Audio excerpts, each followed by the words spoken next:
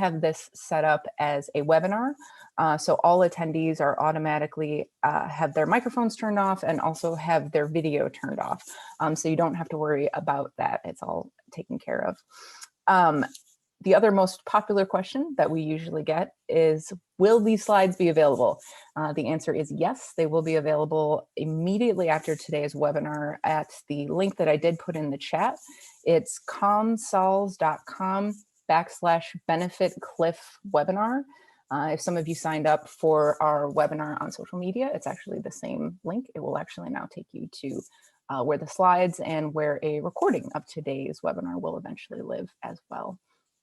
And also want to encourage everyone to ask questions throughout Emily's presentation in the Q&A section, or if you want to ask them in the chat box. I will be monitoring those questions and we will answer as many as we can at the end with time allowing, but otherwise we will try to get an answer to all of your questions that you ask. So you could just advance to the next slide, Emily. Great. So just for those of you who don't know, my name is Dani Carlson. I am the Communications Director for the Center for Community Solutions. And Community Solutions, we are a nonpartisan nonprofit, and we aim to improve health, social, and economic conditions through nonpartisan research, policy analysis, communications, and advocacy. So that's who we are. And again, we are very happy to have you join us today for our Friday webinar series. One more thing before I turn it over to Emily, we do have closed captioning available for today's webinar.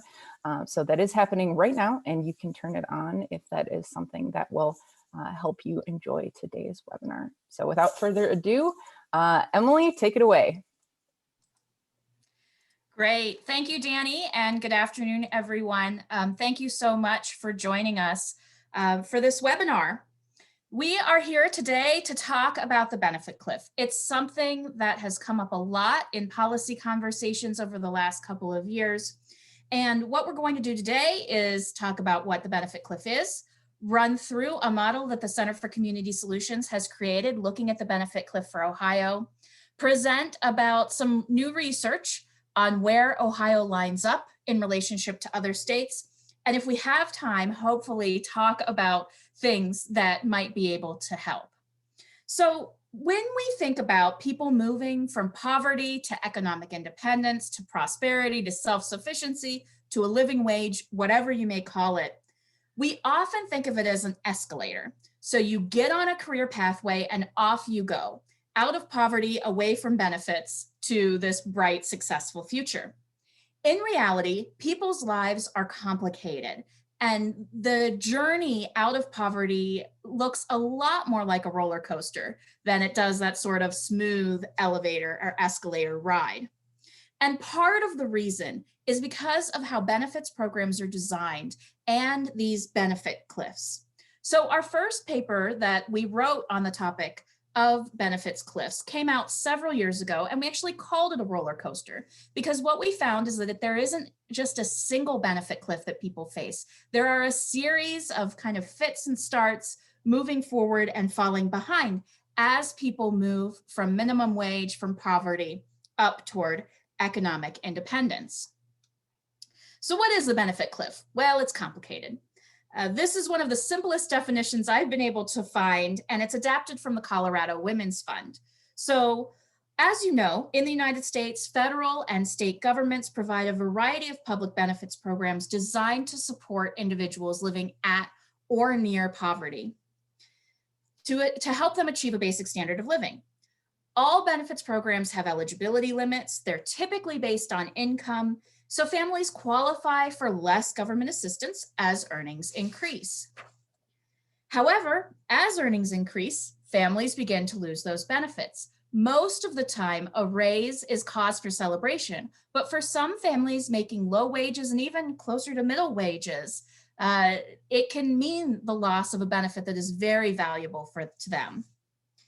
And so the result is that people can earn more without improving their family's financial situation. Workers encounter a benefits cliff when an increase in pay causes them to become ineligible for a public benefit that previously helped them cover the cost of some of their basic needs. If the family can't find a way to absorb this added expense, they're unable to make ends meet. And as shown again by our model, there's not a single benefit cliff, but rather a series of cliffs. We hear from employers, from social service providers, from individuals. We hear stories of low-income workers who may turn down raises, who decline promotions, or who refuse additional hours.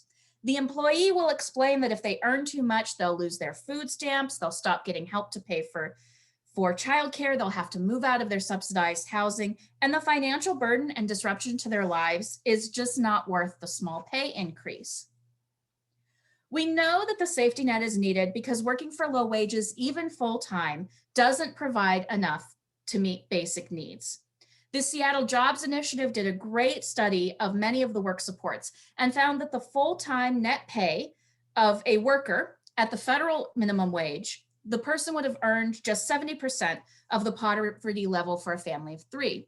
Now here in Ohio, our minimum wage is higher than that federal floor for minimum wage. But even so, a family of 3 with a parent working full-time for the full year would not earn enough to be above poverty. Here you can see some of the types of benefits, often called work supports, that families get to help make ends meet. We have federal programs such as the Supplemental Nutrition Assistance Program, or SNAP, often called food stamps. We have the Housing Choice Voucher Program, Section 8, public housing, those housing assistance programs through the U.S. Department of Housing and Urban Development. Of course, Medicaid is a state and federal partnership to provide health insurance coverage to low-income people and people with disabilities. And most states, including Ohio, provide some form of child care assistance for working families that ensures that children are well cared for while their parents are at work. And it can be a huge help to families' finances, as our model shows. So ideally, work supports would be there for anyone who needs them and provide an adequate level of support for a family to be able to make ends meet without assistance from anywhere else, like friends or family, faith-based or tribal groups, philanthropy, and charity. But we know that government's resources are limited, and we would need to raise taxes significantly to produce enough money to cover everyone. So scarce resources are targeted to those most in need. And instead, benefits are means tested, so that work supports phase out or drop off as income increases. Simply put, the more someone earns, the less they qualify for. And that makes sense because as people earn more, they need less. Unfortunately, there are times that the programs don't function quite as intended to provide some of this important support for people to make ends meet. There are instances when even an extra $1 of pay results in the loss of a benefit worth hundreds of dollars to a family. And when that happens, they've hit a cliff. Medicaid is an example of this kind of program design. So the income eligibility criteria are strict. You either have coverage or you don't, and there's no phase out at all. The Indiana Institute on Working Families that did some groundbreaking work on benefits cliffs said, most often, the single greatest barrier to self-sufficiency for low-income individuals is the cliff effect. The unintended consequence of this design either leads to a disincentive toward economic mobility or leads to a situation in which the parent or guardian is working harder but is financially worse off. And the Indiana Institute on Working Families is not alone. About a year ago, the Federal Reserve Bank of Atlanta released a report looking specifically at benefits cliffs and the financial incentives for career advancement and examining healthcare career pathways. They modeled a cliff for a hypothetical Florida woman with 2 children who began her career working at a movie theater concession stand. Remember when we could go to movie theaters? And followed her as she worked her way up through the healthcare career pathway. The Atlanta Fed found that at every move up on the career pathway would eventually mean that her family was better off. They would be better off over the long term. But in the short term, most of those steps would mean that the family would be economically worse off by moving ahead. There's a quote from the paper, which I like to read. Career pathway programs may have limited success if participants ultimately have little short and medium-term financial incentive to advance, or if short-term financial needs prevent them from basing advancement decisions on the long-term financial gains associated with career advancement. But all of this is theoretical. Here you can see an actual tweet from a regular working Ohioan that was posted in the last couple of months. And I need to thank my colleagues at Community Solutions for noticing it and send it to me. Let me read it. This woman says, I'm broke and always struggling, but with the number of conditions I have that require frequent appointments and intensive management and support, it's almost not worth it to stop being poor if I lose my care source, LOL. I'm constantly terrified that I'll lose it suddenly. She is describing the benefit cliff, and she's not alone. Research out of Colorado, out of Indiana, and closer to home from the Cincinnati Women's Fund have looked at how people make career decisions, how low-income people decide what they're going to do as they move forward in their career. And they have found time after time that whether or not someone actually stands to lose a benefit, they take that into consideration when making choices about their jobs and careers. Several years ago, when I had the opportunity to work closely with partners in Geauga County, people were constantly talking about their number. These parents knew exactly how much money they could earn and still receive SNAP benefits. If they worked too many hours, accepted a promotion that came with a raise, it could literally mean that they did not have food on their table. We're going to spend pretty much all our time together today talking about the hypothetical and the theoretical, but for many working families in Ohio, these decisions are real.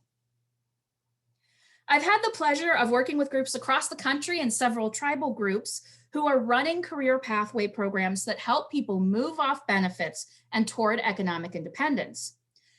For the most part, they are part of the Health Profession Opportunity Grant, or HPOG, which is a federal pilot program designed to help people leave TANF behind. Last year, I authored a report which was commissioned by the U.S. Department of Health and Human Services Administration on Children and Families and their Office of Family Assistance, which looked at the benefit cliff in 8 states that you can see here on your screen. These 8 states may seem kind of weird. They're all states that had at least one of these HPOG grantees. Many of them had several HPOG grantees. Many of them had requested specific information about the benefit cliff that they could share with their participants.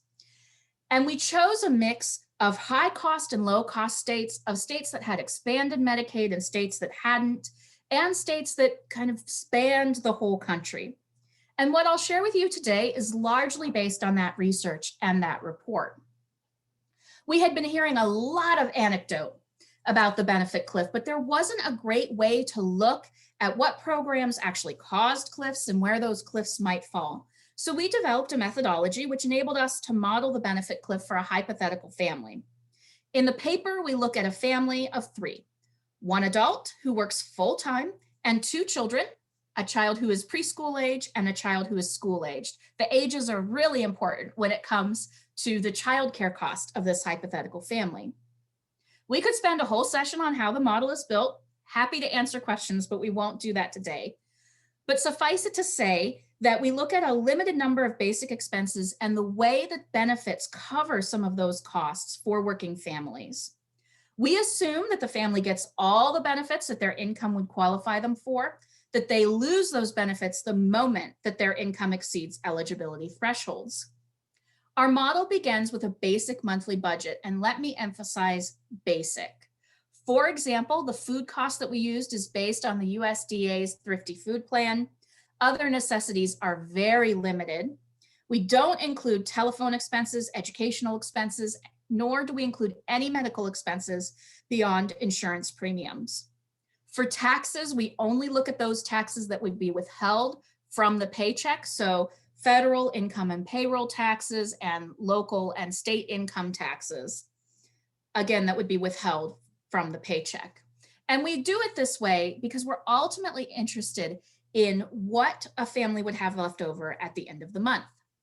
So we look at the amount that this hypothetical family would have left over each month after paying for the basic budget, less what's covered by public benefits. The model starts when the parent is working full-time, 40 hours a week, 52 weeks a year, earning minimum wage, and we follow what would happen as they move up in earnings in $1 increments. So here's the break-even income for a family in Ohio. Again, this is a family of 3 with 1 adult and 2 children.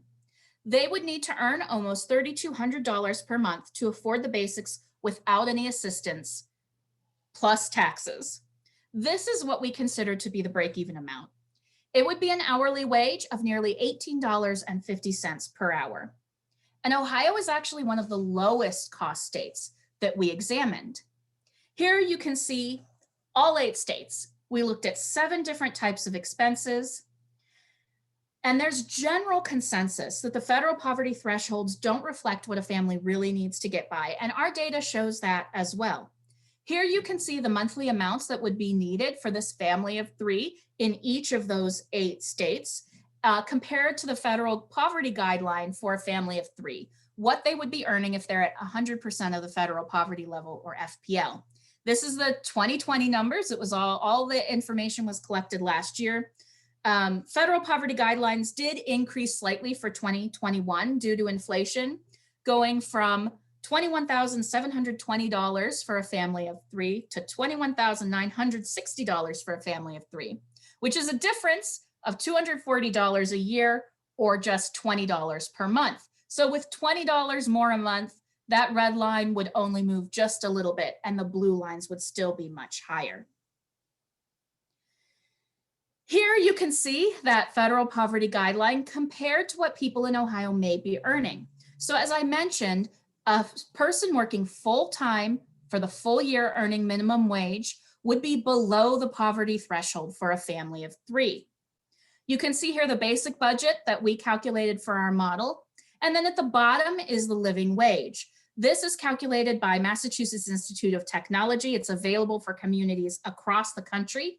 And they estimate that without any assistance from public benefits, from friends or family, from savings, or from philanthropy or other charitable giving, that the family of 3 in Ohio would need over $76,000 a year in order to be able to make ends meet. Now, Ohio's median income is shown there in gray. It's over $58,000. And that's the point where half of all households earn less and half earn more.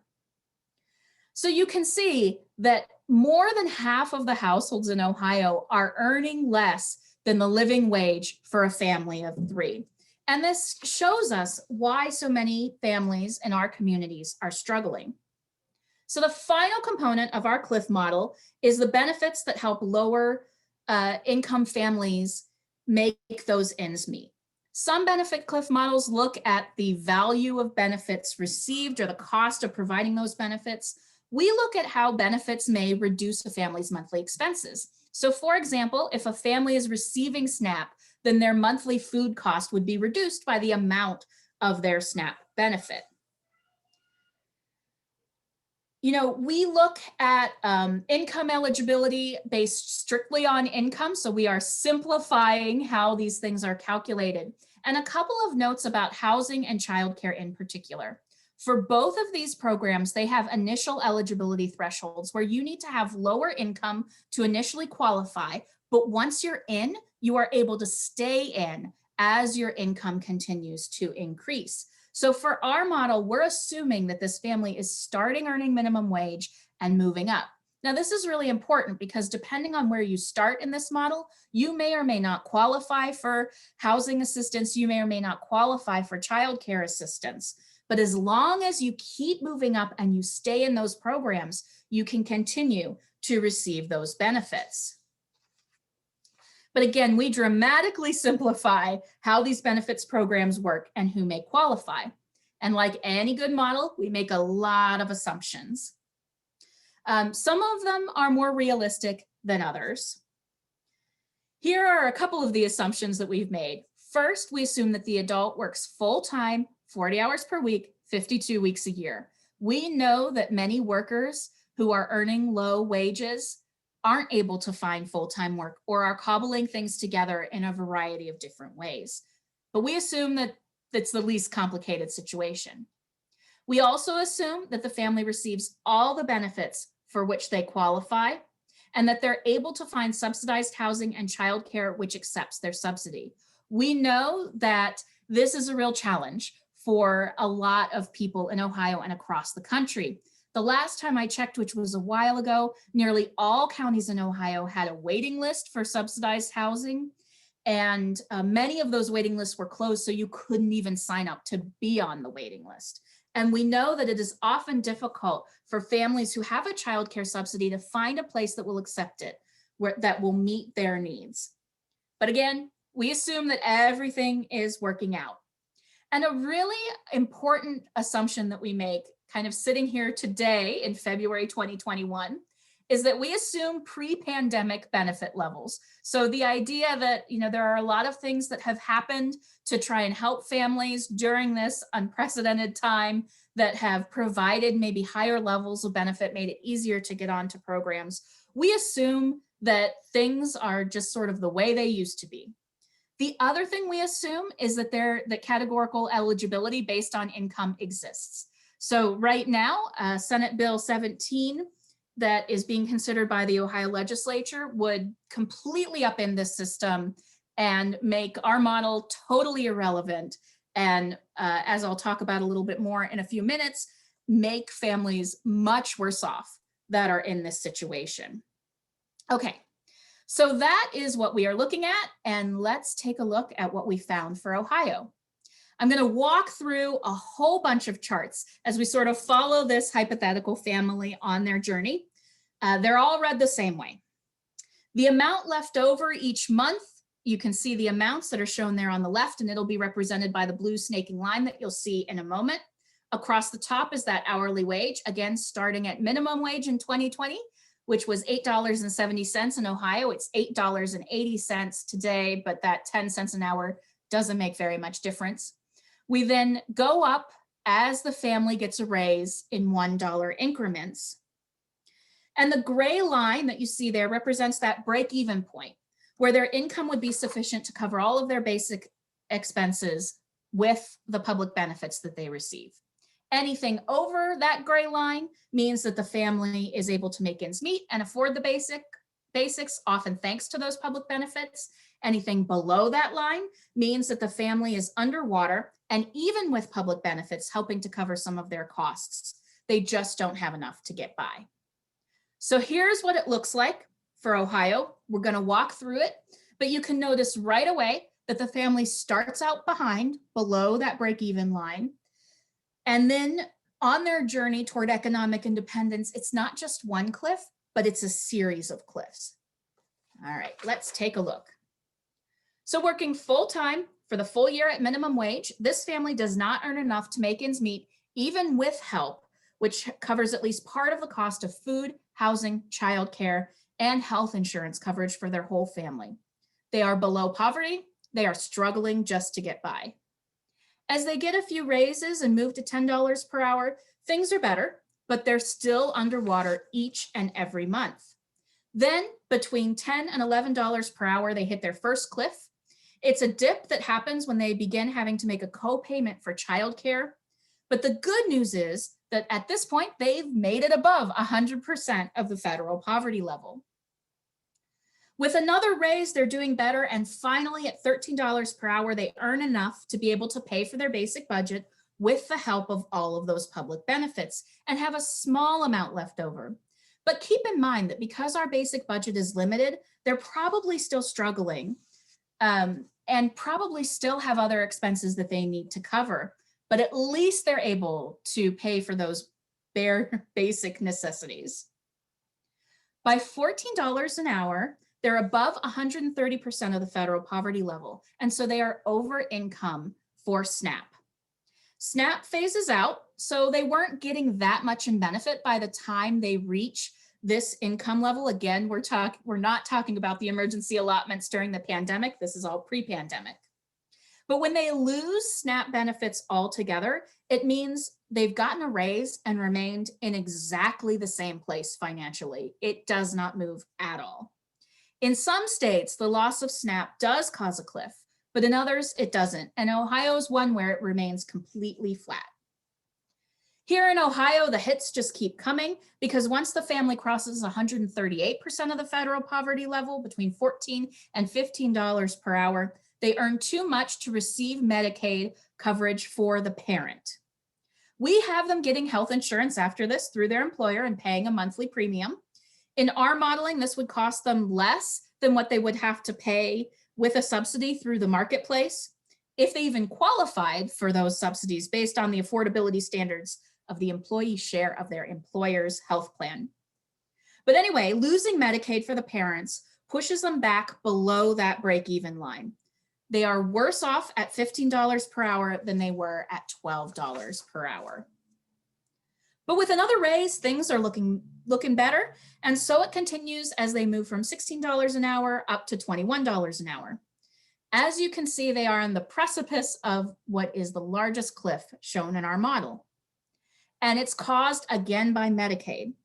It's when they're over 205% of the federal poverty level and they no longer qualify for health coverage for their children via the Children's Health Insurance Program, CHIP Medicaid. We assume that no one in the family has a disability, another very important assumption that we make. And their cost for health coverage increases to over $400 per month as the employee share of their employer-sponsored health coverage, which $400 a month honestly sounds a little bit low to me, but it's what the national surveys are showing for Ohio. So all along the way, this whole time, tax withholding is also increasing. And Ohio is the only state we examine that has both state and local income taxes. You'll notice that after they pass that cliff, they basically plateau. At this point, Ohio's child care copayment begins to increase rapidly. At $22 per hour, it's $428 per month that the family would have to pay in a child care copayment. Then it goes to $529, then $553. Then it's at $695 per month at $25 an hour. And with just $1 more, it jumps up from $695 to $815 per month at $26 per hour. This increases their monthly expenses. It eats up nearly all of the extra earnings they receive from their increase in wages.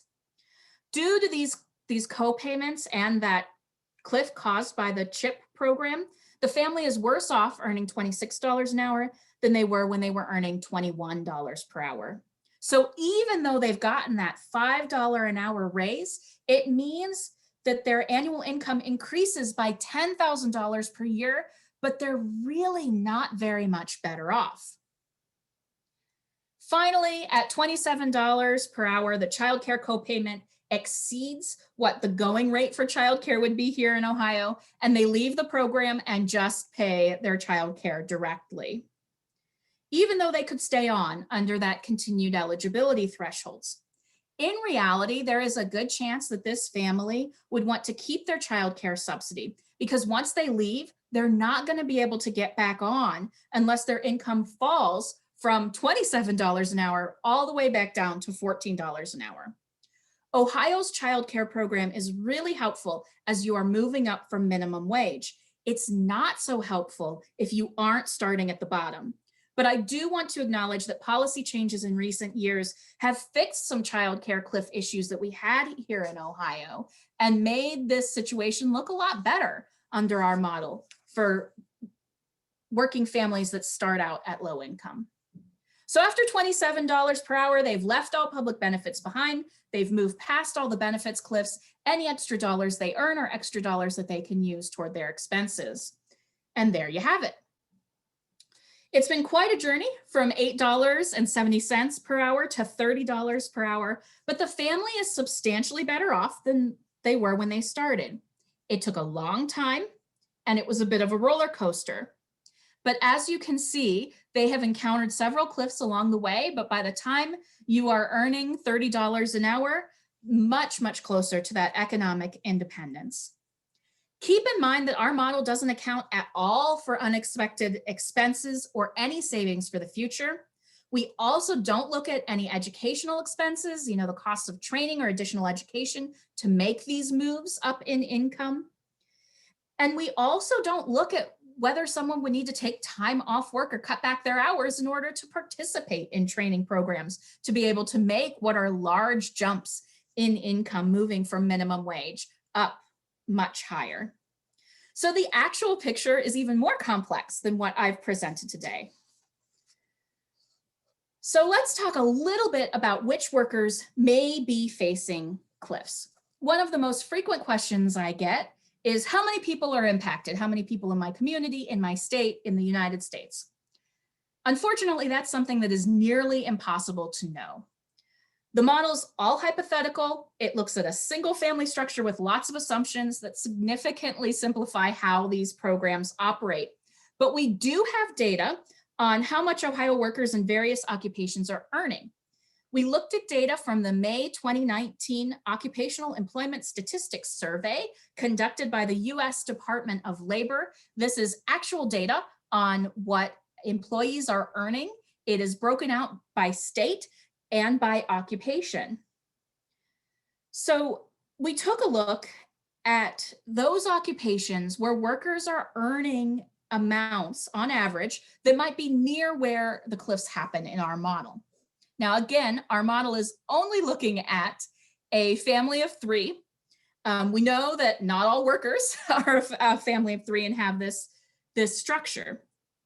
But as you can recall, our model shows that a lot happened between $10 an hour and $16 an hour. These are places where raises mean that you could be over income for one benefit after another. And a small raise for our hypothetical family wouldn't move them very far ahead and might even push them behind. So there are 1.7 million Ohio workers that work in occupations where the average hourly wages are between $10 and $16 an hour. There is no way that all 1.7 million of these Ohio workers would be facing benefit cliffs. Again, lots of different family circumstances, lots of things happening that would influence whether or not they would face benefit cliffs. So, the actual number is, I'm sure, only a very small slice of that 1.7 million Ohio workers. But when we take a look at what the listing of those occupations, some things stood out. These include people like fast food and counter workers, waitstaff, bartenders and cooks, retail salespersons, laborers and freight stock and material movers, cashiers, home health care and personal care aides, nursing assistants, janitors and cleaners, maids and house cleaners, landscaping and groundskeeping workers, receptionists, childcare workers and preschool teachers, hairdressers, hairstylists, cosmetologists, pharmacy technicians, modeling, core making, and casting machine setters, and operators and tenders in metal and plastic. So really runs the gamut. Many of these professions are things that people would need some experience, sometimes some additional credentials. Again, we are not suggesting that all 1.7 million Ohio workers that are in those occupations would face cliffs, but it's just for illustration of what some of the cliffs might be.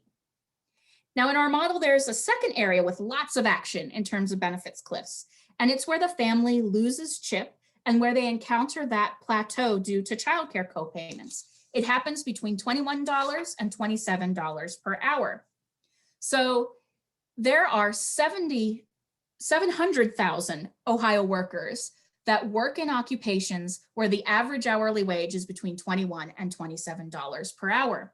These are occupations that will almost certainly require credentialing, sometimes advanced credentials. They are not workers that we think of as low wage by really any stretch of the imagination. And let me read to you from this list again of some of the most common.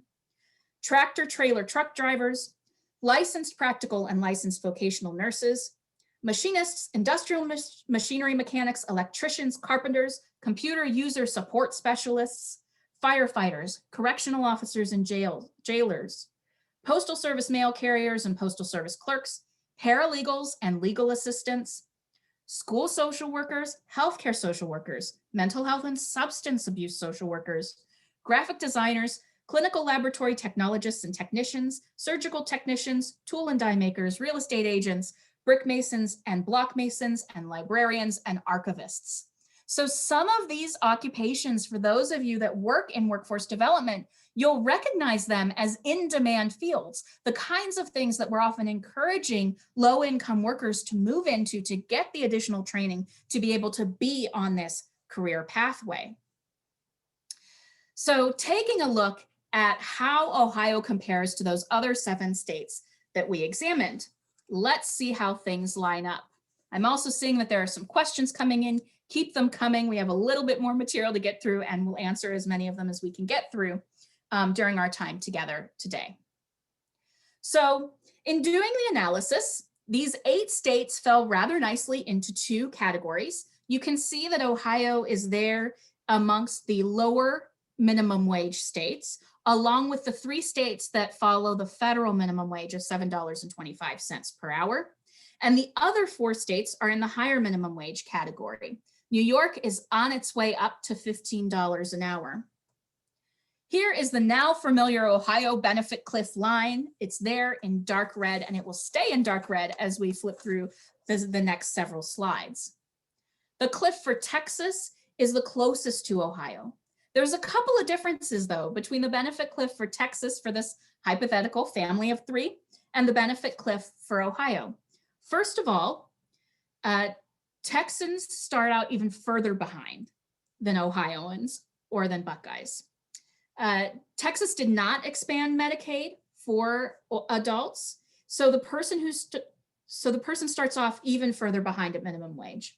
But they also skip that dip that we see in Ohio at $15 per hour when that Ohio family loses Medicaid coverage for the parent. They track really closely. Texas also has lower co-payments and less expensive childcare costs for childcare. But Ohio and Texas are really close in our model. And frankly, the other lower minimum wage states are as well. We add in North Dakota.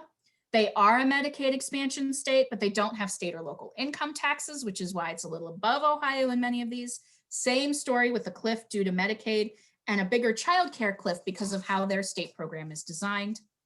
South Carolina, same basic trend. You can see that they are all clumped together. Moving to the states with higher minimum wage, things get a little messier. I've included here Ohio again for reference, that dark red line, and we'll look at the remaining 4 states. Now, of these states, South Dakota is the closest to Texas.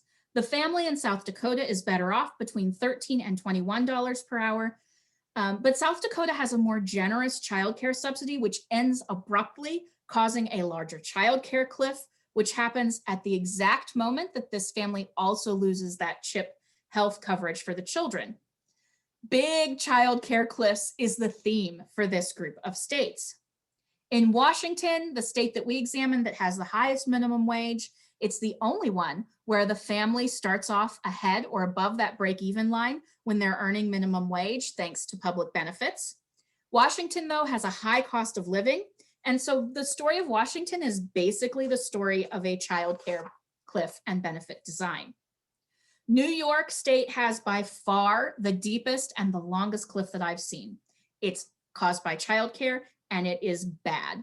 Higher cost of living also plays a role in the cliff model for the state of New York. In this situation, families facing the cliff would be desperately looking for a different childcare option, or maybe removing themselves altogether from the workforce until the kids are in school full time. Finally, we have Nebraska. It's a bit of an outlier. They have their childcare cliff earlier, and it's deep, and the second cliff you see is again due to CHIP. So very quickly, what could make the situation better? Ohio isn't doing that bad when we compare our state to other states. When people encounter cliffs in Ohio, according to our model, they aren't as deep as in some other places, and so another raise or 2 allows the family to make up for lost ground. Now, the line looks really different in Ohio if we remove that childcare subsidy.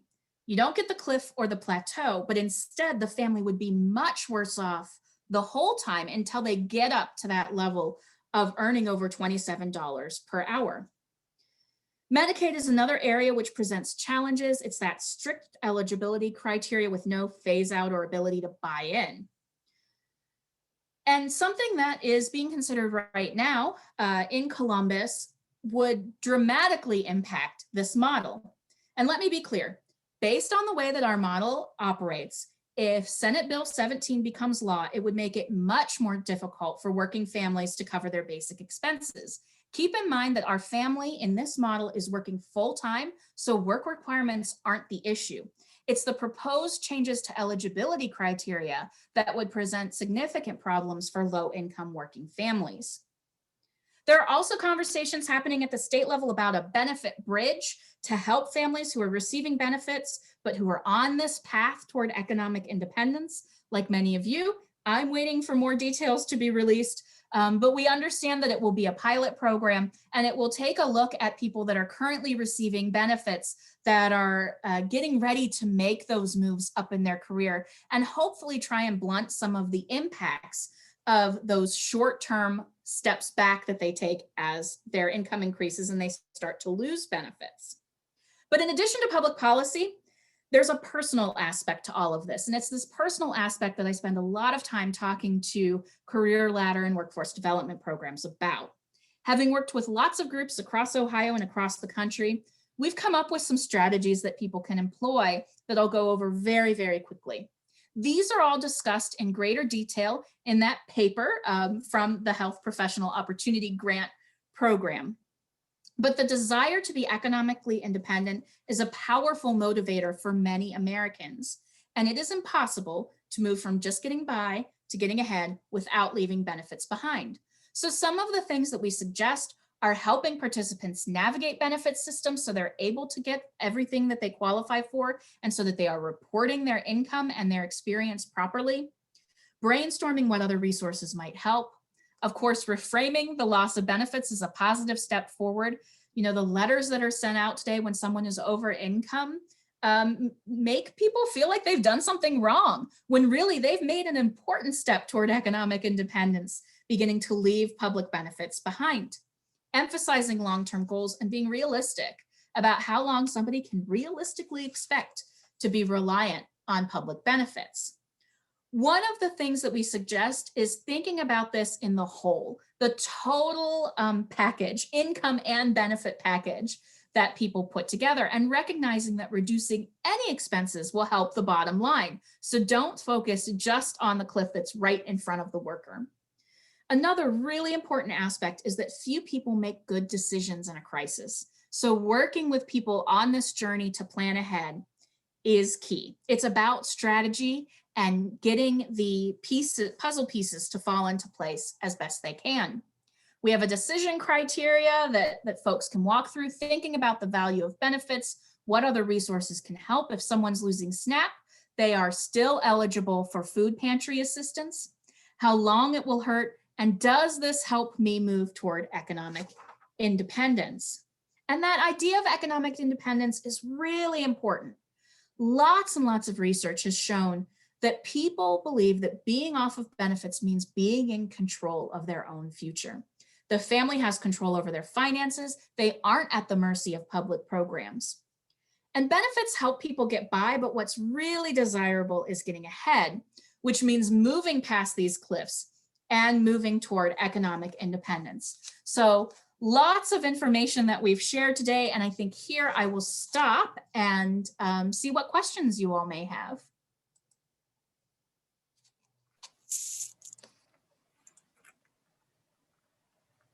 We had we had a lot of questions come in, Emily.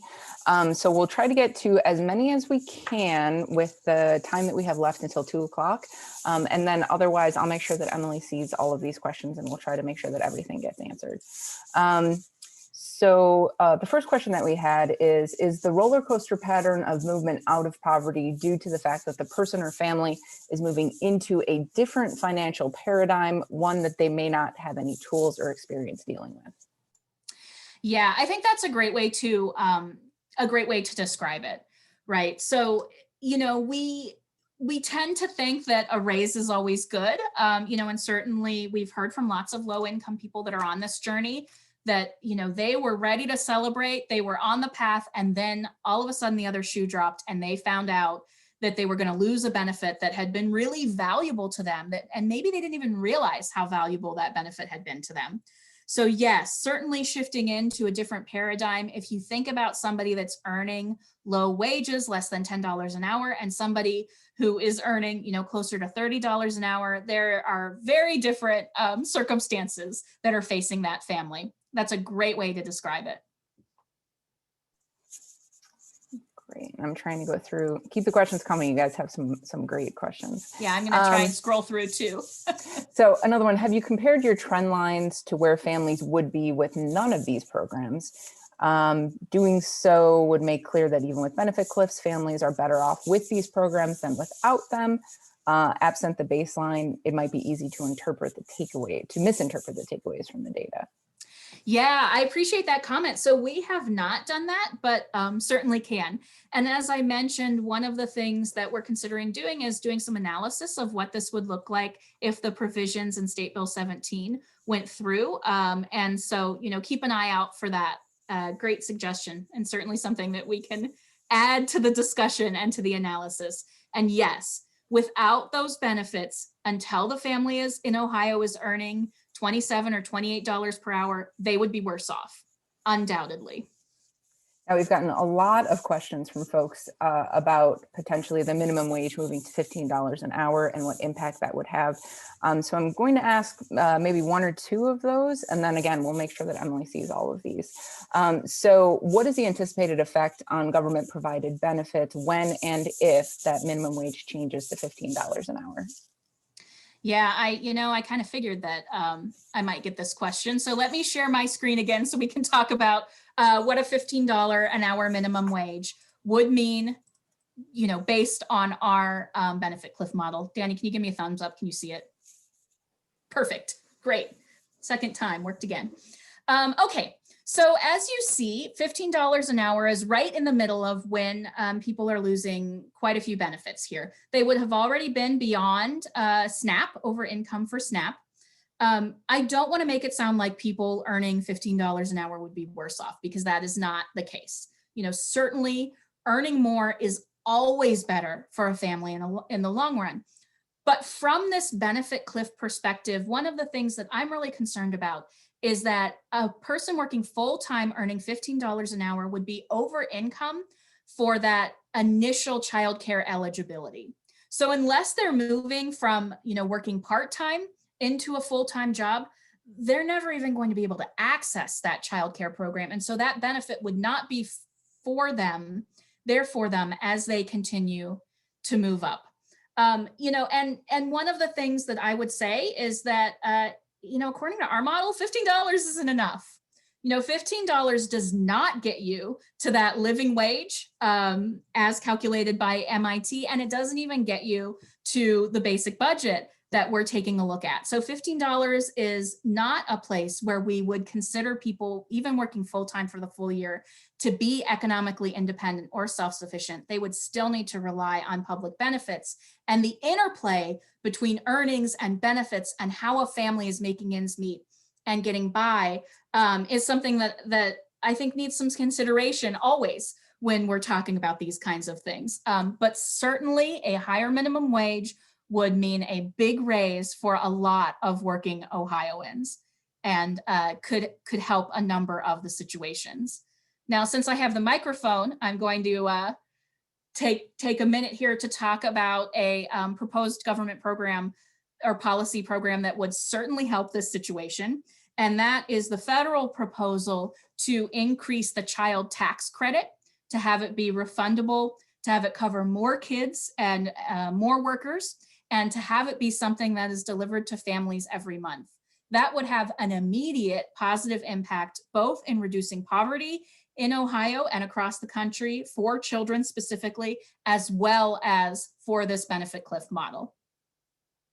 So, the benefit cliff is just one frame to think about policies for working families, but they're much more complicated than even this very complicated model.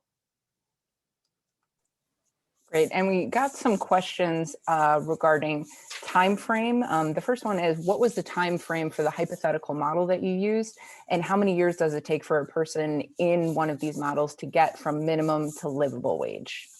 That is a great question. So our model takes time frame completely out of the picture.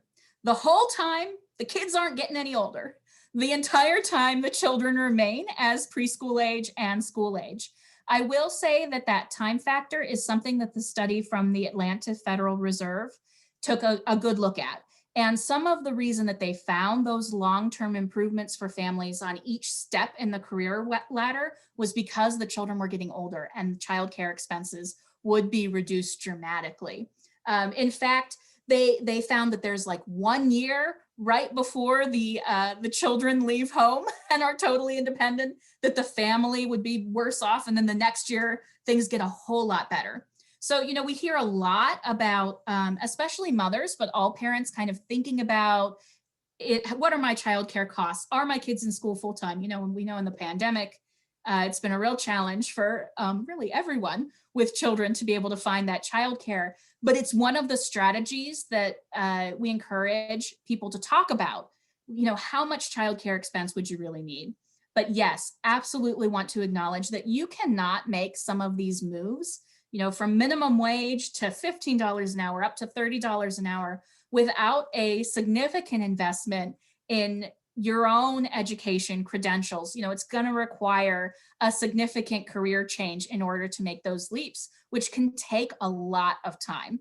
But, you know, that's one way out of several that we have dramatically and perhaps grossly oversimplified the picture in our particular model. Great. And another question about the model itself. Where were transportation costs covered in the family budget? Great question. So transportation costs were one of the things that we took a look at. They were one of the 7 categories of expenses. Transportation, we look at limited bucket of transportation costs, which is based on federal surveys of what transportation people actually pay for transportation. Here in Ohio, we look at the cost of maintaining a vehicle and of gas. We don't look at the cost of what it would take to purchase a new or used vehicle. And sometimes when we do the model for more urban areas, we look at public transportation costs rather than those automobile car costs. But, you know, across Ohio, public transportation doesn't reach anywhere. There's lots of parts of our state where you need a car in order to be able to get around. So yes, transportation is baked in to the model and to the expenses. Since there's no public benefits that help pay for the cost of car transportation, it is just in there as one of the expenses and doesn't have much to do with the cliff.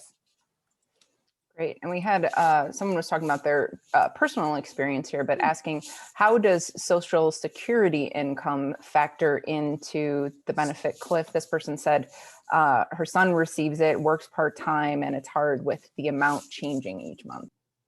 Yeah, that is a great question. We don't look at Social Security in this model at all. I feel like that's sort of my answer to a lot of these questions is how does it play in? We're only looking at earnings and wages.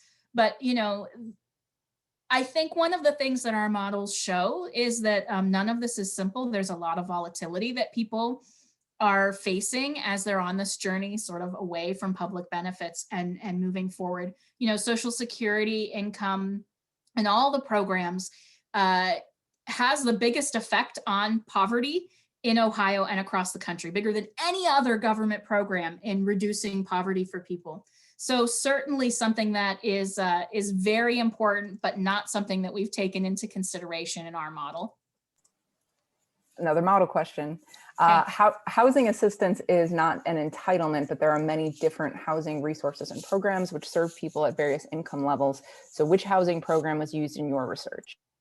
Yep, that one's a pretty simple one. We're looking at the housing programs through the U.S. Department of Housing and Urban Development. We're looking at public housing specifically and the Housing Choice Voucher Program, or Section 8. Yeah, I can answer model questions all day. Great. And so we had one question, and I feel like you sort of answered this a bit, but it's kind of more direct. We had someone ask, it seems as if benefits completely went away. Wouldn't people be more motivated to get jobs and to get a higher income because there weren't these benefits to sort of fall back on? What would you say to that?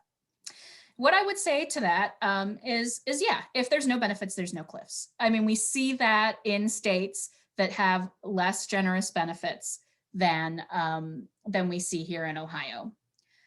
I would answer that, however, that it would be a very large human toll that we would have to be facing in order to eliminate all benefits. And so, we see that many working families in Ohio do not have enough money, even with benefits, in order to meet their basic expenses and make ends meet.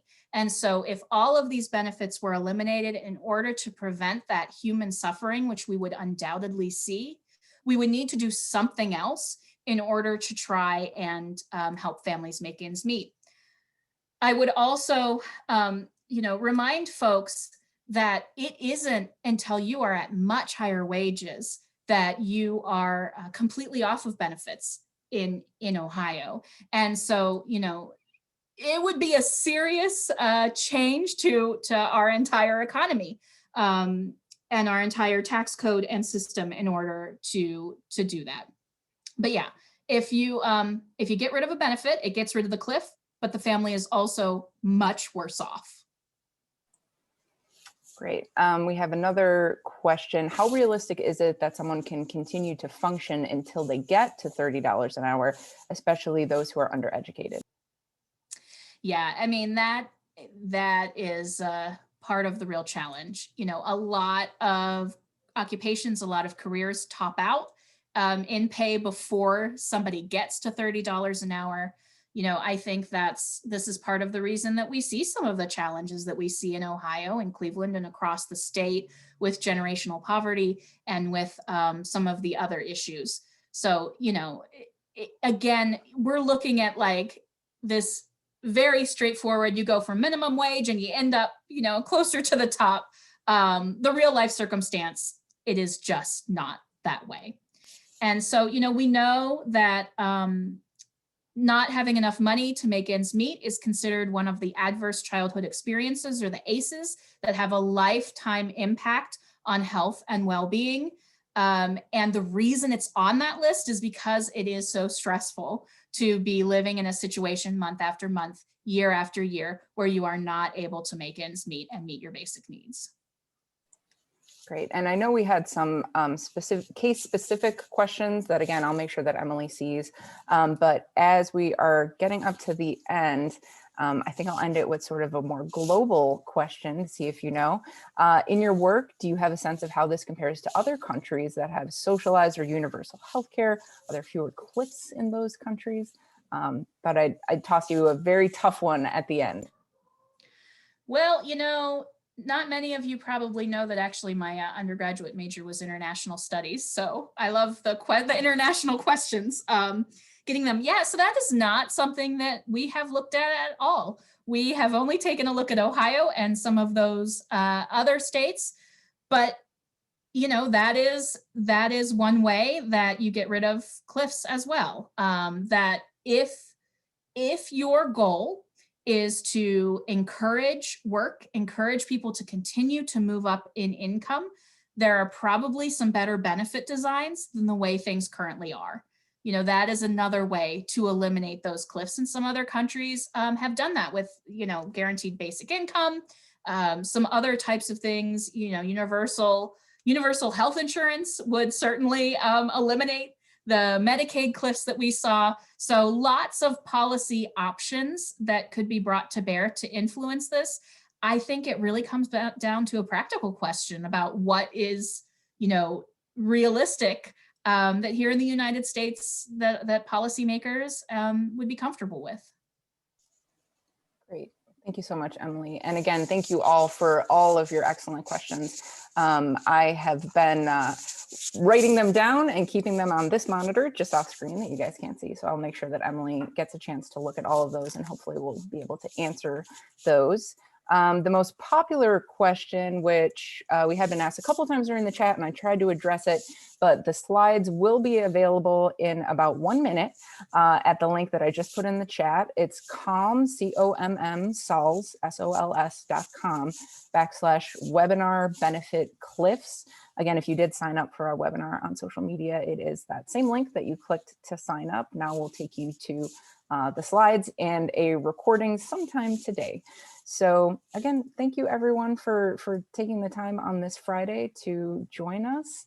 And the slides will be up momentarily, as will the recording. And thank you again. Have a great weekend.